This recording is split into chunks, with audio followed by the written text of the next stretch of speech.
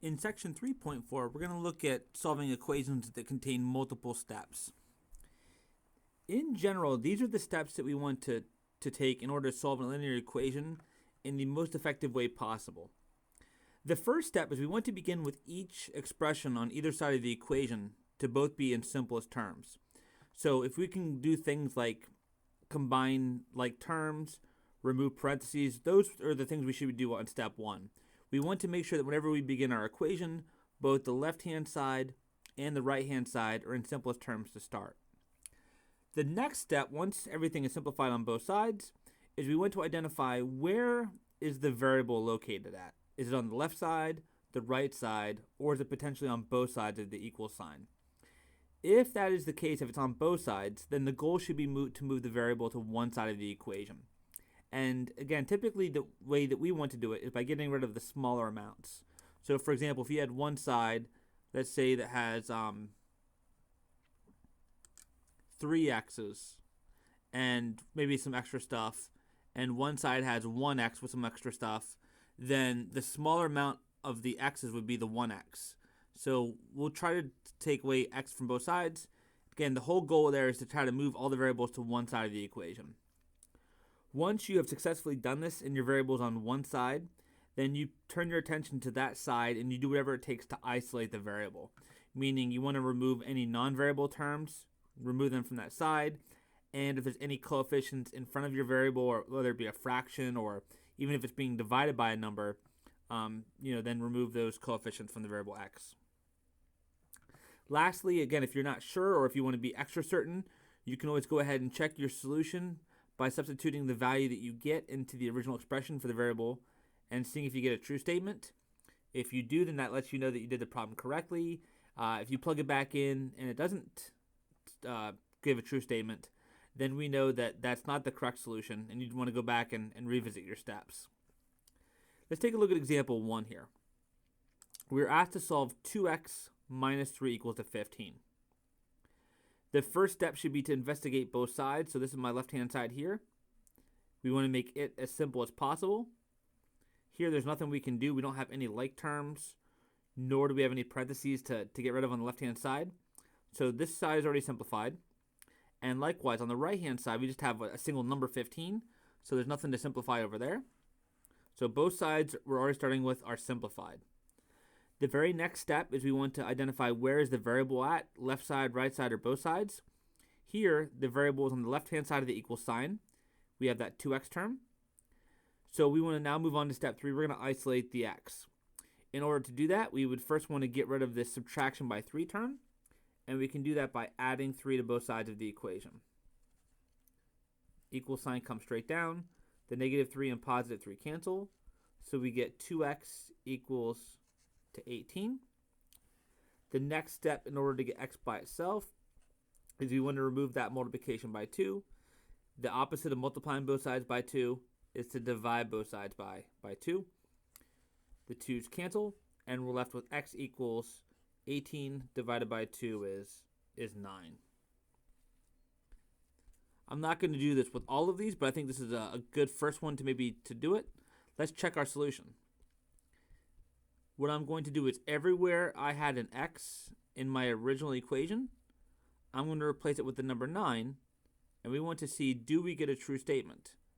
Is 2 times 9 minus 3 equal to 15? Well, 2 times 9 is 18, and 18 minus 3 is indeed 15. So when I replace x with 9, we get the true statement 15 equals 15, so we know for a fact that that is indeed the correct solution to this equation. Let's look at the next one in example 2. Again, the first step is we want to make sure that each side is simplified first. This is already done. There's nothing to simplify on the left-hand side. On the right-hand side, we have 2 terms, but they're not like terms, so we can't do anything to combine them there. We then turn our attention to where is the variable at. Is it left side, right side, or is it on both sides of the equals? Here, the variable is on the right-hand side of the equals, so that's where our attention goes. And we want to get the y by itself. In order to do that, notice that this thing here is our y term, and we have this plus 8 term which has nothing to do with the variable. So we want to remove that. The opposite of adding 8 is to subtract 8. And whatever we do to one side of the equals, we have to do to both sides. 14 minus 8 is 6. Over here, these cancel, and so we bring straight down the y over 2, or y divided by 2. The very next step in order to get the y by itself is we need to get rid of that division by 2. The opposite of dividing by 2 is to multiply by 2. So we multiply both sides of our equation by 2. 2 times 6 is 12. The division by 2, the multiplication by 2 cancel, and so we get 12 equals to y, or you can rewrite it as y equals 12.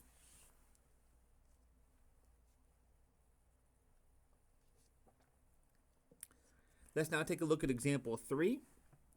This time we do have a first step in that we can simplify the left-hand side because there's a parenthesis here. So to begin, let's simplify that left-hand side by distributing the 2 in to remove parentheses. When we distribute, 2 times y gives us 2y. And then 2 times 10 will give us 20. On the right-hand side, we have an 8 minus 4y. Nothing we can do there. They're not like terms, so we can't combine them. And then furthermore, after we distributed that 2 on the left-hand side, we end up with terms that are not like, so we can't do anything more there either. So starting off, we distributed to simplify the left-hand side. We now go on to step 2. We want to get all of the variables to one side. Notice here that we have y's on both the left-hand side of the equals, and there's also y's on the right-hand side of the equals. So our next step is we need to move all of the variable to one side of the equation. And to do so, we're going to get rid of the smaller amount. Between a positive 2y and a negative 4y, that negative 4y would be the smaller amount. In order to get rid of negative 4y's, we would need to add 4y.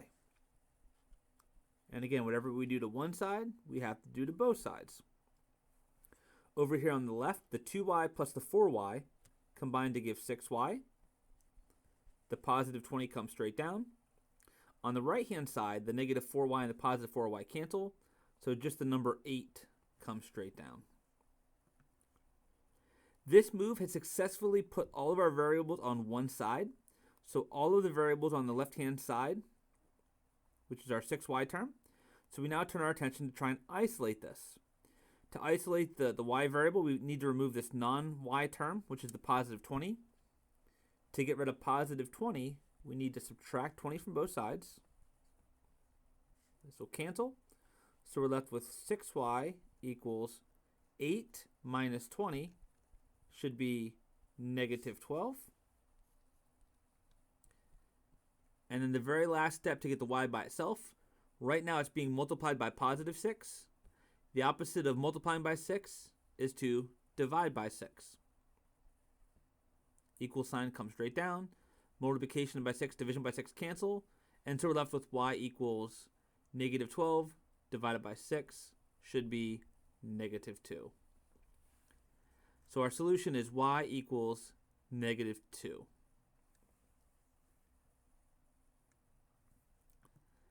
Let's take a look at example 4. Here we do have some work for that first step. We can simplify both sides of this equation to start. My equal sign comes straight down. These two y terms on that left-hand side are two terms that already exist on the same side, which means we can just go ahead and combine them as they are. If you have 2x's and you're adding to it 3x's, that gives us a total of 5x's on that left-hand side, plus 2.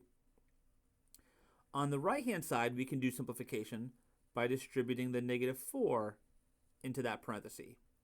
The negative 4 times 3 would give us negative 12, and the negative 4 times the negative x would give us a positive 4x. This simplifies each side as much as possible. We now turn our attention to where is the variable at. In this case, it's on both sides of the equation. So our very next step is to move all of the variables to one side. And again, I'm always going to do so by getting rid of the fewer amount. Between 5x's and 4x's, 4x's is the smaller amount, so that's what I want to get rid of. In order to get rid of 4x's, we would have to subtract 4x from both sides. Equal sign comes straight down. The 5x minus 4x will give us 1x, or x, plus 2. On the right-hand side, those positive 4 and negative 4x's cancel. The negative 12 comes straight down. That one move has now successfully moved all of our variables to the left-hand side. So that's where our attention goes. In order to get that x by itself, we need to get rid of the plus 2. The opposite of adding 2 is to subtract 2 from both sides. This will give us our final answer of x equals negative 12 subtract 2 should be negative 14. So x equals negative 14.